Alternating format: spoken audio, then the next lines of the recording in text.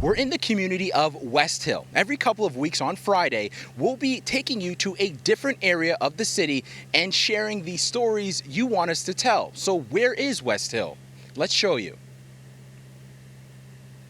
It's a community right along Lake Ontario in Scarborough. The main way to tell its boundaries is the Highland Creek. And who lives here? This community of about 30,000 people is a little younger than the rest of the city, with a higher proportion of kids and youth. It's a vibrant neighborhood, and the community stories and struggles are ones many Torontonians can relate to, while the solutions are uniquely their own.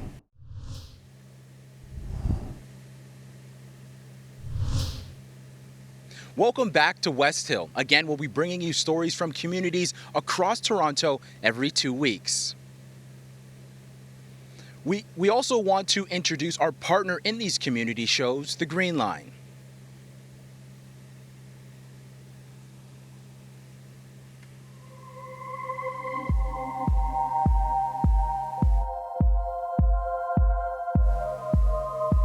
It's a new hyper-local news outlet aimed at young Torontonians that encourages them to take action on the problems they face in our city.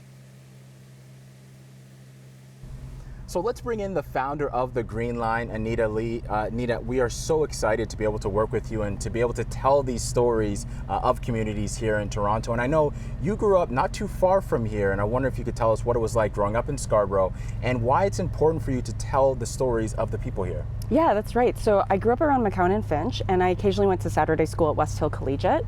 And when I was growing up in Scarborough, I had to deal with a lot of outsiders saying not nice things, negative things, stereotypical things about my hometown of Scarborough. And my experience of the suburb was actually quite positive, though. So this disconnect is something that I've noticed that not only people from Scarborough, but other people from underserved communities across the city feel, right? And it's the big reason why I founded the Green Line, because I feel like these communities really deserve nuanced coverage, the good, the bad, and everything in between. Now, West Hill is where we are now, and it's the first community that we're going to be highlighting during our community show with CityNews. And you're starting us off. What are you working on today? So, since the Toronto Caribbean Carnival is back after 2 long years, and we're all very excited about that, the Green Line team decided to kick it with Allure Carnival, a band with over 300 masqueraders in its section. We visited them in West Hill, where they're working out of partner Epic Carnival's headquarters.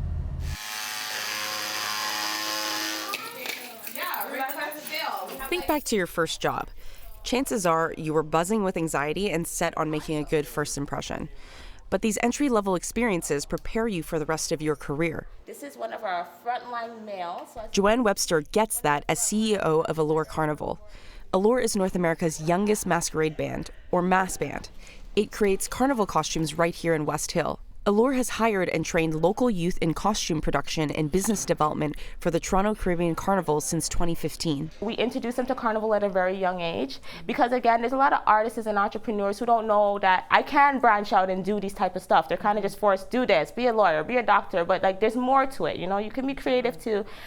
So we do that a lot in Galloway specifically.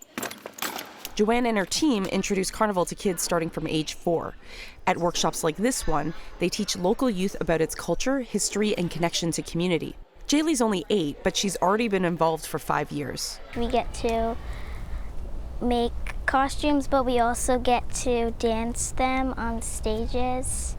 And there's lots of people and kids, so it's fun. From there, as they get older too, they could come get their volunteer hours, they could come take part with us, they can do kiddies, they can do the adults, so forth. So it just kind of all intertwines. And it's like, again, since we are very like created around building our own market, we're building our own market again. We're starting them right from young. Okay, so let's break this down. About 14% of West Hill's total population is made up of 15 to 24-year-olds. Citywide, 13% of this age group didn't have jobs in 2019 before COVID arrived. Then rates of youth unemployment spiked in 2020 to 25%. That number fell slightly to 19% last year, but still hasn't recovered to pre-pandemic levels. Scarborough also had the most job losses compared to other economic hubs in Toronto. With a recession likely coming, Allure is teaching teens and young adults the skills they need to survive and thrive in Toronto's job market. I didn't know anything about wire bending, cutting wire, a little bit of like torching, making my own little welding thing going on. I learned that.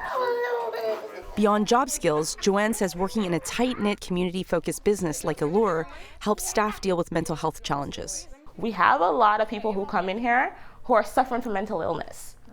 A lot of the times, and this really helps them. It gives them something to do. It lets them feel important. They feel like I said, like they come into our community, they come into our home, become family. Statistics Canada says only 40% of Canadian youth aged 15 to 24 reported having very good or excellent mental health in 2020.